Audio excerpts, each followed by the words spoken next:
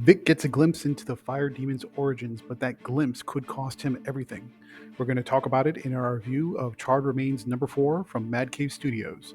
See you in 3. And welcome back to Comical Opinions. This is our review of Charred Remains number 4 from Mad Cave Studios. This issue opens Vic's eyes to the fireman's history and reach while a hurricane rapidly approaches New Orleans. But before we get started, please like, share, comment, subscribe, hit that bell for notification. Your attention is greatly appreciated, and make sure to stay tuned to the end for the final score. Let's talk about the credits. Charred Remains number 4 is written by Anthony Cleveland, art and colors by Andrea Muti, letters by Taylor Esposito, and the main cover, cover A, is drawn by Man House. Previously in issue number 3, we learned that the fireman, this fire-based demon, isn't acting alone, and that he has a group of acolytes who are spreading flames throughout the city. Their latest mission was to start burning down the pumping stations that keep New Orleans free from flooding and natural disasters. Amy managed to track down a friend who had turned into an acolyte, and she recovered from her friend a mysterious lantern that seems to be connected to the fireman demon. Meanwhile, Vic was racing with his fire crew to try and stop the flames from spreading to too many pump stations, and he also had an encounter with the fireman and his acolytes, and also recovered a strange lantern that seems to be connected to the fireman's power. Issue number 4 picks up a few days later. Vic is still trying to recover from his experience encountering the fireman during the pumping station fires, and he's rejoined his crew to try and do some investigation to find out if it was arson or what was the cause of the flames for the official report.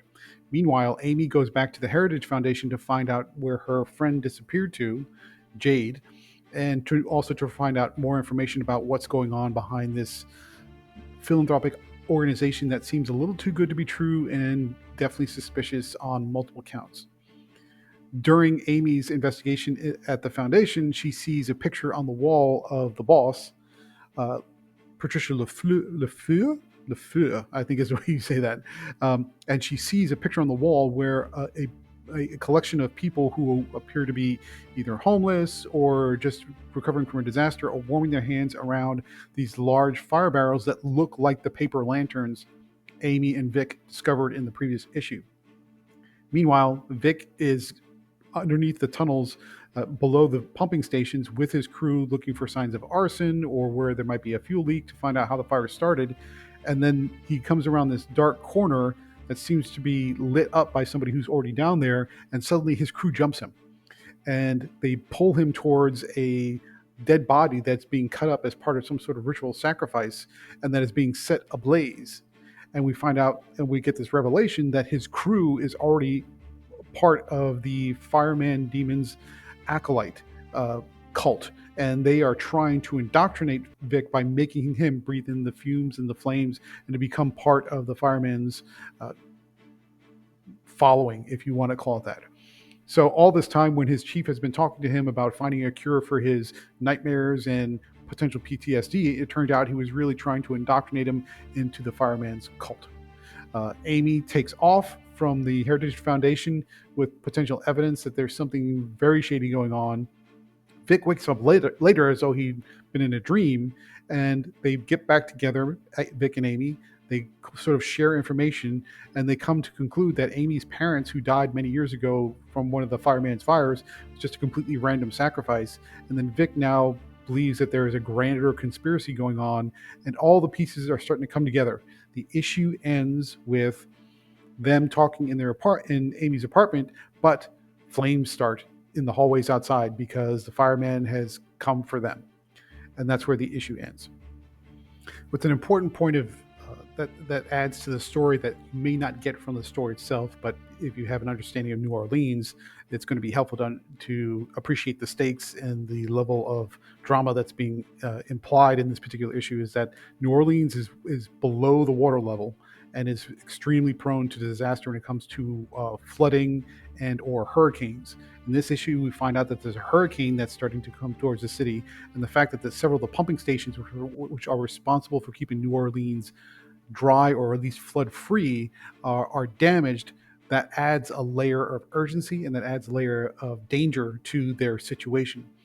So if you're wondering what's the big deal about these pumping stations, New Orleans is very dependent upon pumping stations to survive in the event of water-based natural disasters. What do we like about Charred Remains number 4 from Mad Cave Studios? This issue is all about filling some blanks and providing momentum. The story up to this point has been weird and creepy and horrific in the ways that it should be, but there have been a lot of pieces that seem part of a bigger puzzle, but the framework of that puzzle hasn't filled in quite yet. This issue goes a fair amount of way of filling in some of those blank spots, particularly when you get a flashback, or I should say a vision from Vic, where he sees where the fireman came from. Maybe it's suggested and implied, and you get the impression that the fireman is not necessarily a demon, but maybe well, I won't say Native American, but just somebody who's indigenous who created a ritual or some kind of spell that bonded him with supernatural fire, if you want to look at it that way.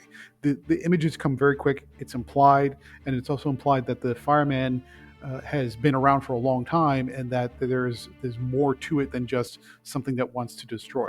So this issue goes a long way towards filling in those blanks. The second piece of it is by adding in the hurricane aspect, and by adding in the fact that Vic and Amy now realize what's going on and now may be hunted for their knowledge, adds a significant amount of urgency and momentum towards whatever happens next.